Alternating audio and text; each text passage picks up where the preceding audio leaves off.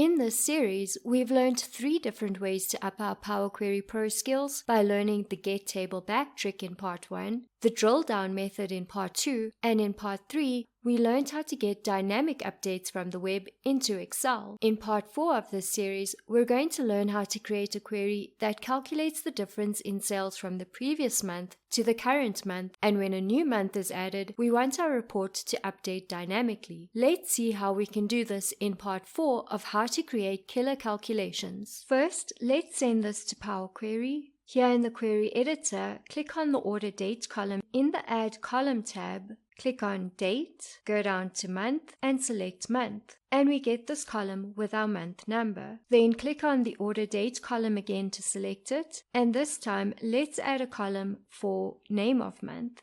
And we get a column with our month names. And let's add one more column for Start of Month. These 3 columns are going to help us in creating our calculation. Next, select the Month column. Then in the Transform tab, click on Statistics and click on Maximum. And we get the maximum value of our month column only, and no table anymore. But as we need to perform more transformations to our table, we need to get it back.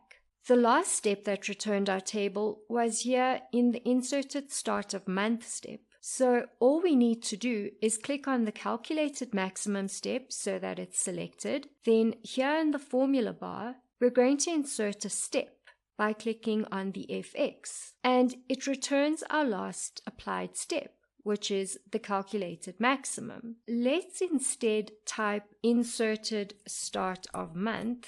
The IntelliSense brings it up, so let's select it and press Enter, and we get our table back. Let's rename this step. I'm going to call this Get Table Back. Press Enter. You can call it whatever you like. Before we move on to the next step, I just want to remove the space in the Calculated Maximum step. This will help us for our next step that we're going to perform. Let's click on our Get Table Back step. Next, in the Add Column tab, click on Conditional Column. Let's create a condition that will show us our current and previous months. Let's name this column Current or Previous. Our condition would be as follows. If our month column equals a value, you can put in any value you like. I'm going to put in 9. You can put any value you prefer, it doesn't really matter. Then we want our output to display as current.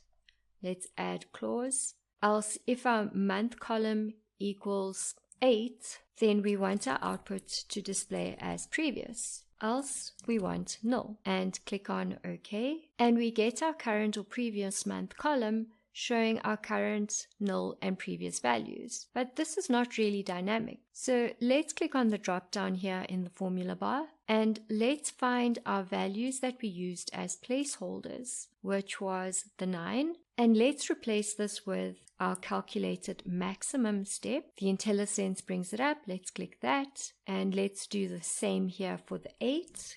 And this has to be our previous month, so that would be Calculated Maximum minus 1. And let's press Enter. And now we've made our formula dynamic. Next, in the Transform tab, click on Group By and select Advanced. We want to group by our current or previous month column, as well as our month name column and month column. Our new column name will be Total Monthly Sales. Let's use sum as our operation, and the column that we want to sum is our sales value column, and click on OK. So now in our current or previous month column, let's filter on text filters that does not equal null, and click on OK. And we now have only our current and previous month showing. Let's click on our month name, hold down the Control key, and click on Month and Total Monthly Sales, right click and select Remove Other Columns, as these are the only 3 columns that we need. Then in the Add Column tab, click on the drop down next to Index Column and select from 0. And let's do that again, but this time let's select from 1. We're going to merge this query with itself. Just stick with me. You'll see where I'm going with this. In the Home tab, click on Merge Queries and click on Merge Queries. And here in the Merge Queries dialog box, we have our Table 1 as our primary table, and let's select it again as our secondary table. Then select the first index column in our primary table that starts at 0, and select the index.1 column in our secondary table, as we want to match these two columns. Our join kind will be the default, which is left outer, and click on OK. And we now have a column with our tables from our secondary table. Let's expand these tables. We only need our total monthly sales column from our secondary table, as we have all the other columns already here in our query, and let's uncheck use original column name as prefix and click on OK. For our total monthly sales column, let's change our data type to currency, and let's do the same for our total monthly sales.1 column. Next, let's select our total monthly sales column, hold down the Control key and select our total monthly sales.1 column, and in the Add Column tab, click on Standard and click on Subtract. And we now have a column showing our difference between our current and previous month. Let's only keep our month name, total monthly sales,